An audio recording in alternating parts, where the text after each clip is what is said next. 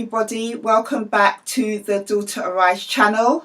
Hope you're all doing well this Saturday evening. Yes, I said evening because I've been so busy today and yesterday.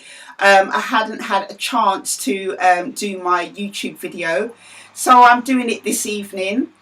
It's been a real busy couple of weeks for me. Last weekend I celebrated my 12-year wedding anniversary. So me and my husband had the whole weekend and Monday to ourselves, and we just spent some time together, and we, did different things, and we just had such a lovely time together. My daughter went over to a relative's house, so it was really a much needed break.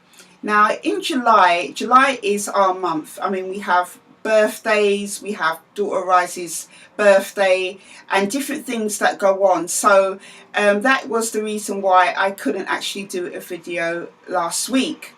And I've got so much exciting news to share with you. It's been so amazing this month.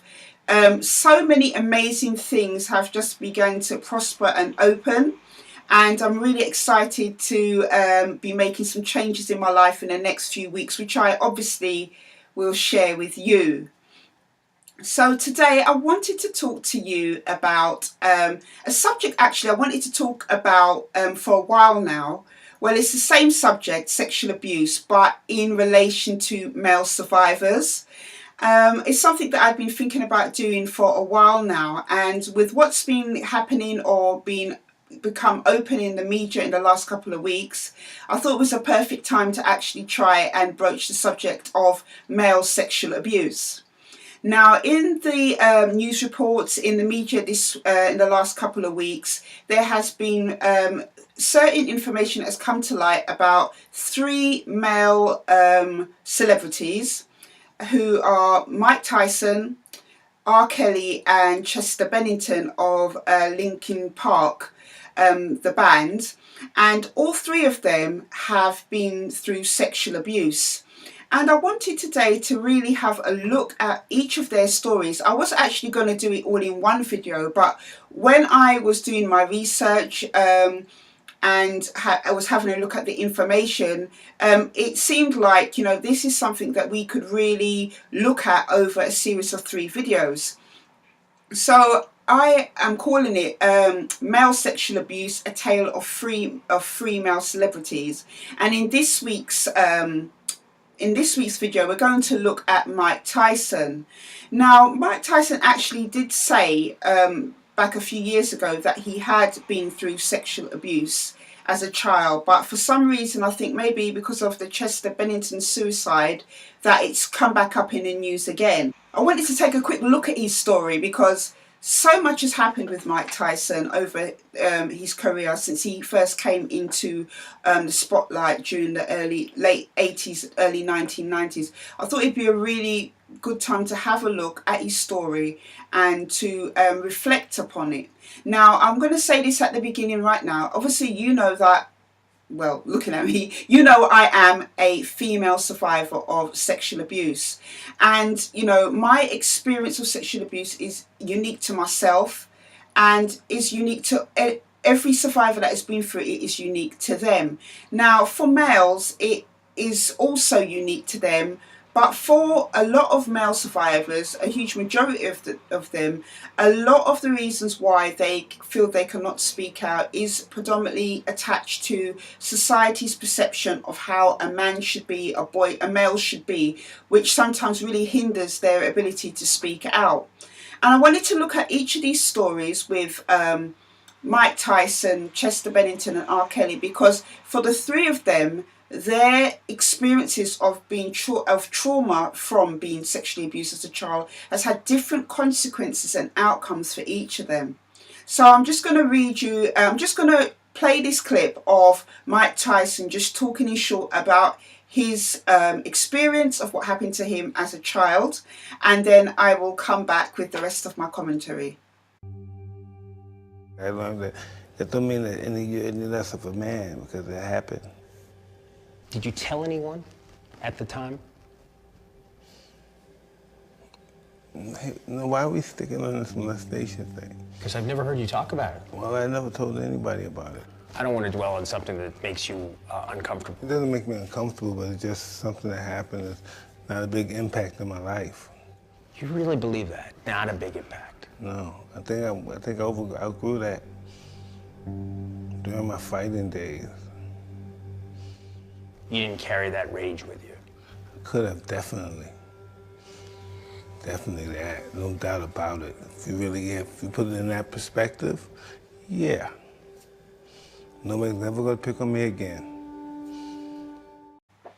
Okay, so there you saw Mike Tyson just talking a little bit with the reporter about his experience of sexual abuse. Now, in his case, where he was talking about he was grabbed by a stranger and molested, in his case, stranger danger cases of sexual abuse are very few and far between.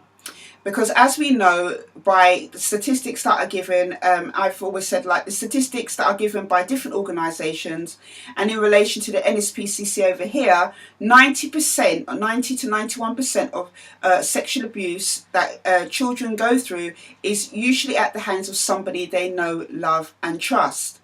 So in Mike Tyson's case, it was a stranger that had done this to him. It wasn't a family member or a friend. Now, my observations from watching this video is that Mike Tyson, and I'm going to refer to a bit to my notes here because I did actually notice quite a few things about Mike Tyson talking in the interview. And first of all, I want to say that I just want to, really give him a big thanks for speaking out and, as a male survivor, talking about his experience, because it's something that very few who are in the celebrity spotlight find very easy to do. I'm not saying it's easy to do, but are able to feel comfortable in talking about it. So, he really deserves recognition of that fact, because it couldn't have been easy for him, even though he was able to do that.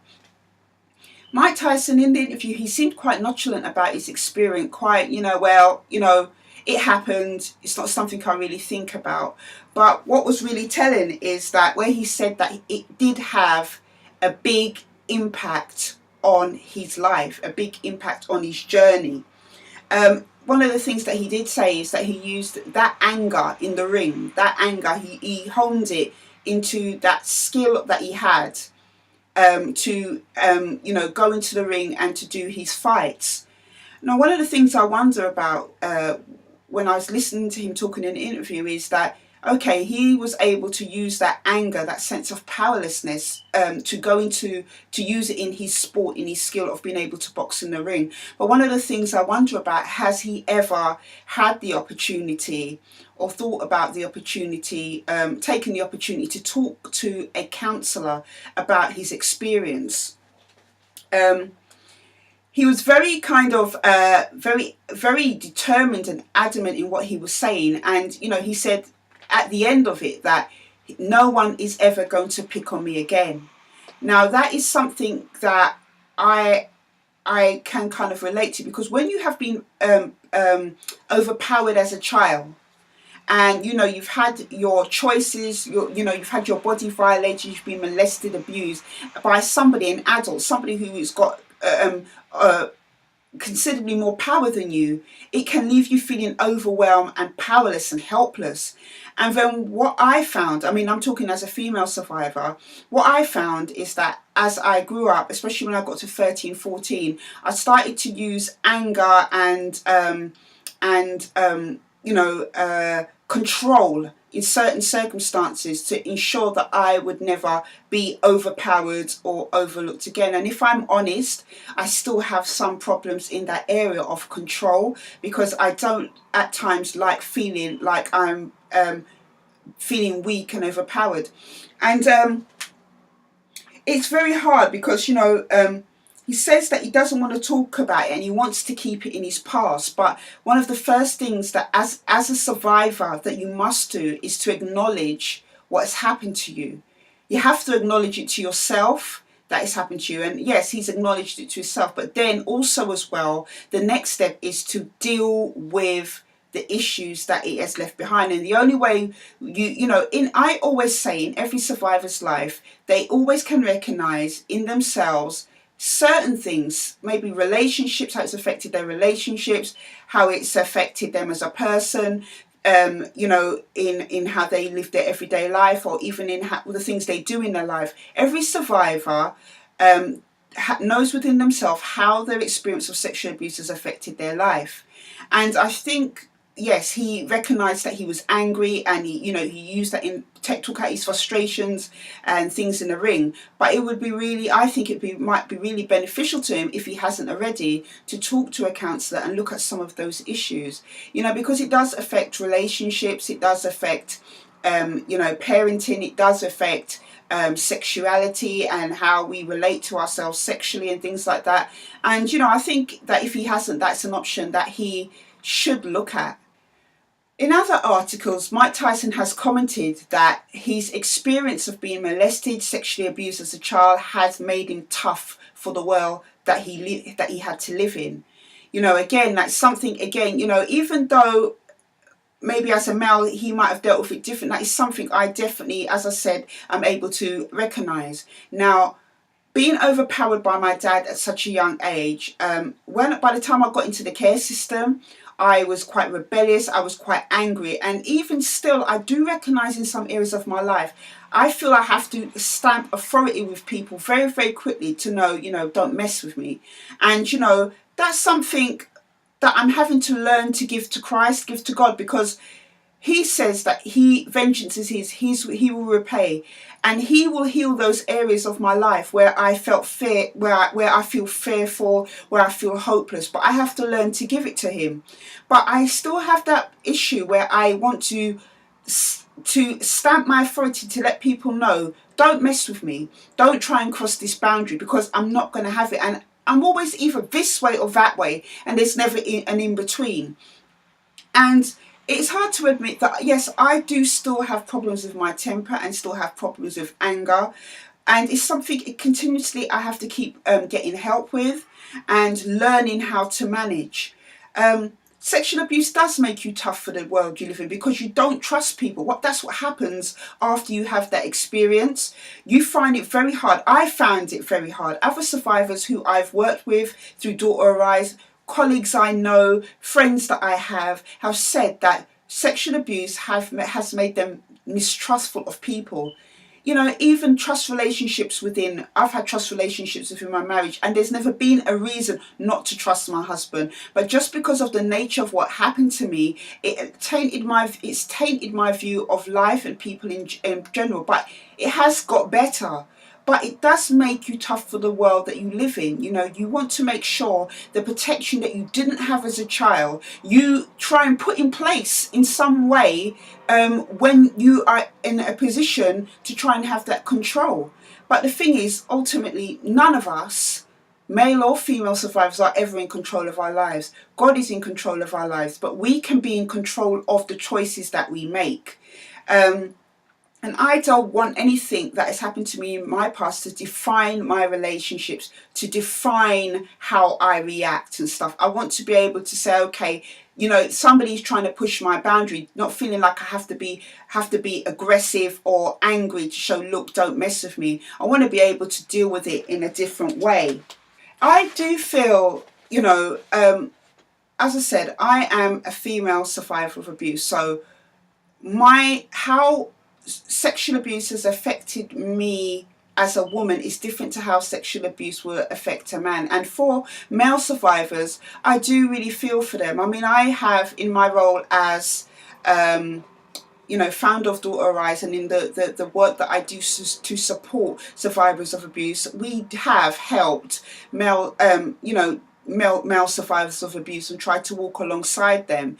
And I do really feel for male survivors, because for them there is this thing attached to them from society, this perception that says, as a man you're supposed to be strong, you're supposed to be a protector, you're not supposed to cry. I mean, I've seen in just normal relationships where mothers have with their sons, or fathers, I've witnessed where a parent will say, if a boy child has fallen over and scraped his knee or or had an accident, big boys don't cry, come on, stop crying, you're a strong boy. This is what has been fed into the psyche through society, into males, into boys, that you're not supposed to cry, you're not supposed to be weak, you're supposed to be strong, you're supposed to be a survivor.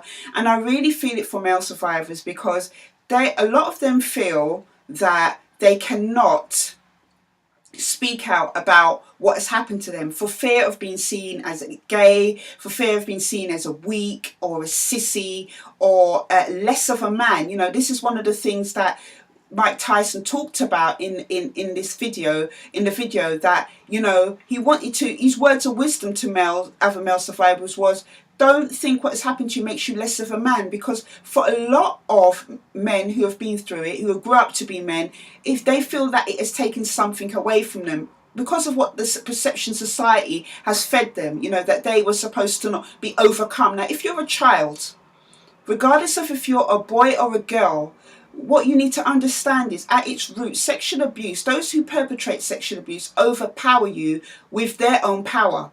And it's not about sex, it's about power and control.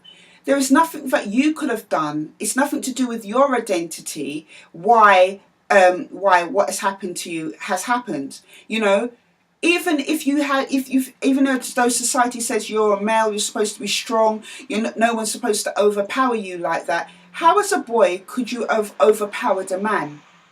There is no way that you'd be able to do that. And one of the things that it's sad, because this is what prevents a lot of men who have gone through sexual abuse to really going and receiving the help that they need, because they are mindful of how society or whoever they approach will see them, look at them through their eyes. Now, I've said this already, 1 in 4 girls are sexually abused, but it also happens to 1 in 6 boys as well. And it was really interesting because I was on Twitter the other day, and the Offside Trust, which is an organisation that helps those who are sexually abused, in different environments, whether it's been through football schools, training academies and such. They gave a really interesting statistic that said, if you had a football stadium with 75,000 men in it, a football stadium, like a football match, based on the statistic of 1 in 6 boys having had that as their experience of sexual abuse, 12 or 12,500 of those in that stadium would have been sexually abused. Now think about that for a minute. 75,000 in a football stadium of men, 12,000 of those would have had that as their childhood experience. That is a huge number. And again, it feeds into the whole thing of why sexual abuse is an epidemic, not just in this country, but worldwide, And half of these numbers, it could even be more, this could even be more than this number. But it's a huge number, and my hope is that male survivors of sexual abuse can come forward and get the help that they need. And, society has a part to play in that by, breaking down some of these stereotypes about what a man is supposed to be. Mike Tyson is the ultimate, what people would say is the alpha male. He comes across as strong, assertive and stuff, but yet he was able to admit, this experience, what it did to him, and how it has turned him into this kind of alpha male type person, because he says, I will never be bullied again. I will never be overpowered again. I think he's very brave in being able to talk about talk about his experience, and I really want you to know, if you are a male survivor, you don't have to face this alone. And as a woman, I don't look, on those male survivors that I've been able to support through Daughter Arise as weak. I don't recognise them by the label of whether they're a male or female. I've just recognised them as somebody who has been through a terrible experience, a traumatising experience, somebody who needs help. I don't look on them and think, oh well, you're a man and you should, whatever it is, how can you let a man overpower you or whatever? Because it's not about that. You know, whether male or female, we all grow up as children. All of us go through the cycle of childhood to adolescence to being an adult, you know, and if we've had that experience, regardless of our gender, it does have that effect on us, you know, and it's nothing to do with those stereotypes. You know, I just think it's really important to say that. Now, there are some charities out there. I'm going to leave the links in the description bar below. There is Survivors UK, which do help find counselling and help for male survivors of sexual abuse. And there is an organisation called 1 in 6, and that organisation helps people, helps men who have had unwanted sexual experiences. I will leave a couple of other links in the description bar below, but I just wanted to really quickly share this story with you about Mike Tyson and, you know, see how it's impacted him. You know, talk about how it's impacted him and how, you know, society's perceptions of men and the role of men in society really does have a kind of hindering effect on helping those who have been through, men who've been through sexual abuse in coming forward. Okay, so I'm going to leave it there for today. And as I said to you, this is part one in 3 videos that I'm doing on you know, male celebrities who've been in the news. Next video I'm going to talk about Chester Bennington, who committed suicide last week, and take a look at his story as well. So I hope you have a good evening, and I will see you in the next video. Take care.